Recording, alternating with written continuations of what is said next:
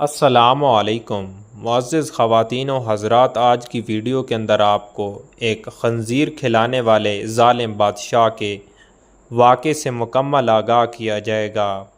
پرانے زمانے میں بنی اسرائیل کا ایک بادشاہ تھا جو کافر ہونے کے ساتھ ساتھ بہت ہی ظالم بھی تھا، جو لوگوں کو خنزیر کا گوشت کھانے پر مجبور کرتا تھا، اور جو آدمی انکار کرتا تھا تو اسے سخت سزائیں دے کر ہلاک کروا دیتا تھا۔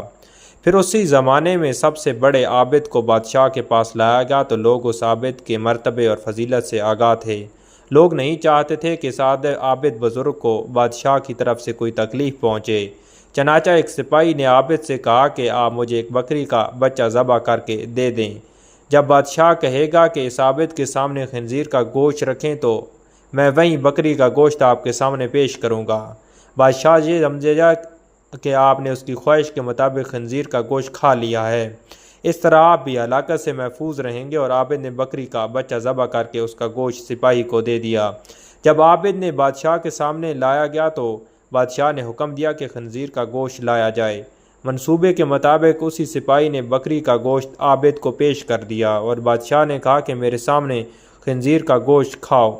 عابد نے کہا کہ میں ہرگز نہ کھاؤں گا۔ یہ سن کر سپاہی نے اشارے سے بتایا کہ یہی بکرے کا گوشت ہے تو آپ نے دیا تھا، آپ بلا جھجک کھا لیں، لیکن عابد نے بادشاہ کے سامنے وہ گوشت کھانے سے انکار کر دیا۔ ظالم بادشاہ نے سپاہیوں کو حکم دیا کہ اسے قتل کر دو۔ جب عابد قتل کے لیے لے جانے لگے تو وہیں سپاہی قریب آیا اور کہا کہ آپ نے گوشت کیوں نہ کھایا؟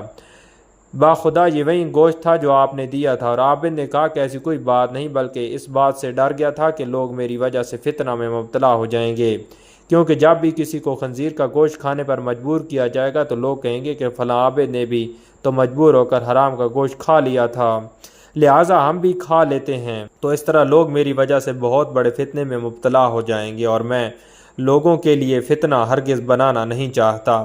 یہ کہہ کر وہ عابد خاموش ہو گیا اور جلاد نے اس کا سر تن سے جدا کر دیا۔